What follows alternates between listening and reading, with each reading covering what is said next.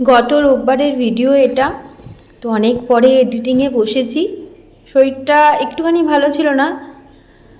আর এটা ফুলকপির তরকারি আর মাটন রান্না করছি রবিবারে। অল্প মাটন, দুজনের জন্য আনা হয়েছে, আমার জন্য আর আমার মেয়ের জন্য। আর রান্নার তৈয়ারি চলছে, রান্নাবান্না হয়ে গেছে। এখন একটা আমি বই চালিয়েছি, বইটার নাম হচ্ছে লাপাতা লেডিস। তো বইটা তো খুবই ভালো। আমি কিছু ক্লিপস আমি ফেসবুকে দেখেছিলাম, তখন থেকে আমার এই বইটা দেখার খুব ইচ্ছা ছিল, তো আজকে দেখে ফেললাম। তারপরে এই সন্ধ্যের টাইমে ইচ্ছা হলো গাছগুলোকে রিপোর্ট করতে। গাছগুলো কিনে পড়েছিল, টবও মানে এনেছিলাম, কিছুই কাজ করছিলাম না। তো আজকে ভাবলাম না, যে কটা সম্ভব রিপোর্টিং করে ফেলি। গাছের প্রতি আমার একটা আলাদাই দুর্বলতা সবসময় কাজ করে। তো এগুলো করতে করতে বুঝতে পারলাম যে আমার ভালোই সর্দি লেগে গেছে। আর যেহেতু সমানে জল ঘাটছি, আরও শরীরটা ম্যাচ ম্যাচ করছে। তো যাই হোক, যে কটা মানে পট ছিল মোটামুটি আমি করেছি। আরও অনেকগুলো আছে যেগুলো দীর্ঘদিন যাবৎ মানে ওইভাবেই পড়ে আছে, ওগুলো আবার পরে করব। এখানে একটা চারা পেয়েছি, এইভাবে দেখো মাটির মানে ডো করে চারাটাকে বাঁচানোর চেষ্টা করছি। পরে এটার মধ্যে আমি মাটি দিয়ে লাগিয়ে দেবো। আর শাখাটা খুলে রেখেছি যাতে মাটির ময়লাটা না মানে না লাগে হাতে, সেই কারণে। আর ভালোই জ্বর লাগছে, শরীরটা ঠিক ভালো লাগছে না, মাথা পুরো মানে যন্ত্রণা, ব্যথা, গলা বুক কীরকম যেন একটা করছে। তো ভালো করে একটু চা বানিয়ে খাবো, তারপরে যদি শরীরটা একটু ভালো লাগে। চোখ ফোক পুরো লাল হয়ে গেছে, মনে হচ্ছে আমি কত রাত জাগা, কত অসুস্থ, কিন্তু একদমই না। তো চা খাবো আমি এবার। এখন হচ্ছে মানে রবিবারেই রাতের দিকে।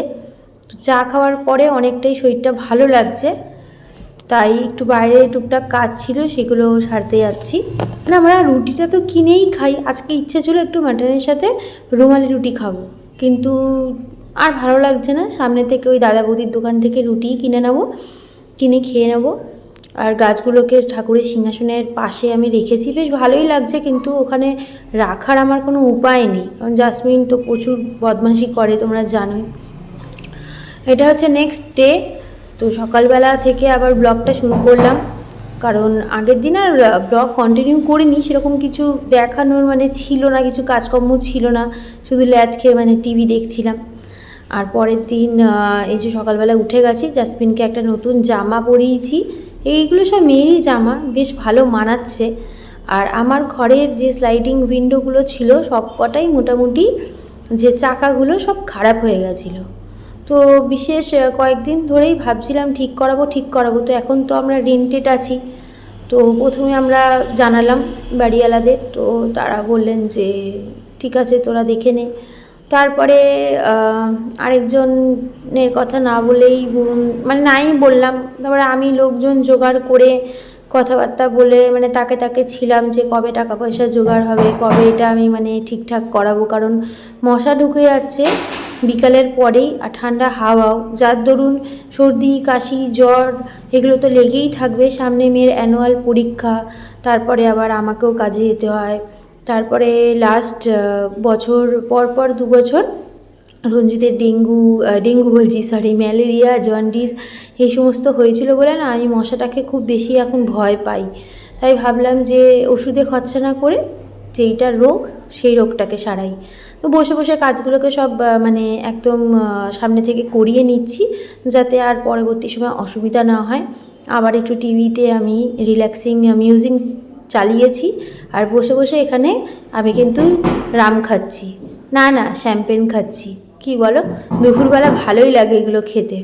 তো শীতের মানে দুপুর, আর এগুলো খাচ্ছি, বেশ ভালোই লাগছে।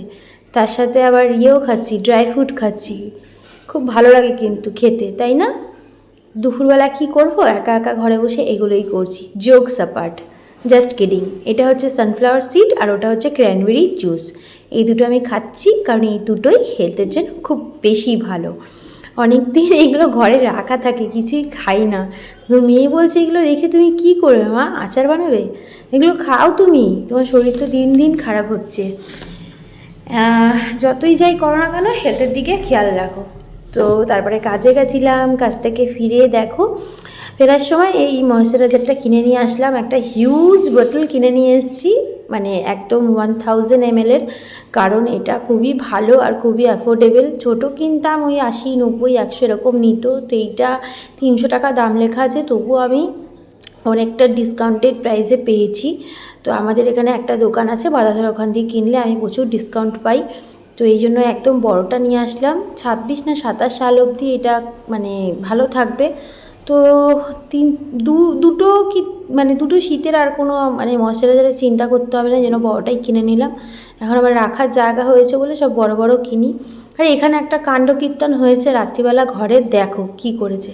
এটা হচ্ছে আমার মেয়ের ছোটোবেলার মানে প্রথম ব্ল্যাঙ্কেট, আমার বাবা অনেকগুলো সেট দিয়েছিল, আর মেয়ে তো শীতকালে হয়েছিল, তার মধ্যেই এটা একটা। তো জাসমিনের এটা করে দিয়েছিলাম, আমার ব্ল্যাঙ্কেট, মেয়ের ব্ল্যাঙ্কেট পুরনো যেগুলো আমার বিয়ের আগে, সেগুলো সব আমি জাসমিনকে দিয়ে দিয়েছিলাম। ওর যখনই মাথা গরম হয় কিছু না কিছু ঘরেরও অনিষ্ট করবেই, কিন্তু ও এটা বুঝতে পারে না যে এগুলো ওর ভালোর জন্যই দেওয়া ছিল। আর কি বলবো, এই জন্যই তো এদেরকে অবলা জীব বলা হয়। তো কাছ থেকে এসে তো দেখে আমার প্রচণ্ড মাথা গরম হয়েছিল, কিন্তু মাথা গরম করে কোনো লাভ নেই, কারণ কি আর করব, একটু ইয়ার্কি করছি, মজা করছি ওর সাথে। আর ওর জাসমিনের মুখটা দেখো শুধু কেমন করছে, আমি কথা বলছি ওর সাথে, ও দেয়ালের দিকে তাকিয়ে আছে, এমন করছে দেয়ালের ভেতর দিয়ে মানে ওর দিকে কেউ তাকিয়ে আছে। এত সুন্দর অ্যাক্টিং করতে পারে, মনে হয় ও মানে গত জন্মে কোনো নেতা ফেতা ছিল। তো কী করব, আমি একটু গলায় মালায় পরিয়ে দিলাম ওকে। আর খুব মাথা আমার গরম হয়ে যাচ্ছে, কারণ এটা আমার মেয়ের ছিল, আর মেয়ের অনেক স্মৃতি মানে ছোটোবেলার সব স্মৃতি না আমি রেখে দিই। পুরনো জিনিসের ওপর আমার ভীষণ টান, আমি সহজে পুরনো জিনিসকে মানে ভুলতে পারি না, ফেলতে পারি না, তাই জন্য খুব খারাপ লাগছে। আর ওকে তো বকাঝকা করছি, মাথা গরম হচ্ছে, মনে হচ্ছে মানে কি বলবো 2-3 থাপ্পড় দিই, কিন্তু কিছু করার নেই, জানি ওকে মেরে কোনো লাভ নেই, কারণ ওই যে অবলাকান্ত, তো ও তো অবলাকান্ত, অবলাকান্তকে যখন ঘরে এনেছি তখন তো অবলাকান্তর সব অবলাপনা মেনে নিতেই হবে। কিন্তু মেয়ের মাথা গরম হয়ে যাচ্ছে, বলছে কেন ছিঁড়ে দিলি তুই আমার ছোটোবেলার ব্ল্যাঙ্কেটটা, এটা আমার লাল দাদু আমাকে দিয়েছিল, এরকম বলছে। তাতে কি যায় আসে আর, মানে জাসমিনের ওর না চিন্তা আছে কাজের, না চিন্তা আছে খাওয়া দাওয়ার, ও জানে সব কিছু ছেড়ে দিয়েছি এদের ওপর, এরাই আমাকে যা করার ভালো মন্দ করবে। তো একটু মশকরা করতে করতে মানে সময়টা যাচ্ছে। এরপরে আবার কি, রাতের খাওয়া দাওয়া, আবার একটু টিভি দেখা, ঘুম। আগে তো শুধু মোবাইল নিয়ে পড়ে থাকতাম, মোবাইলের নেশাটা ছাড়ানোর জন্যই কিন্তু মানে ওয়াইফাইটা নিয়েছি আমি।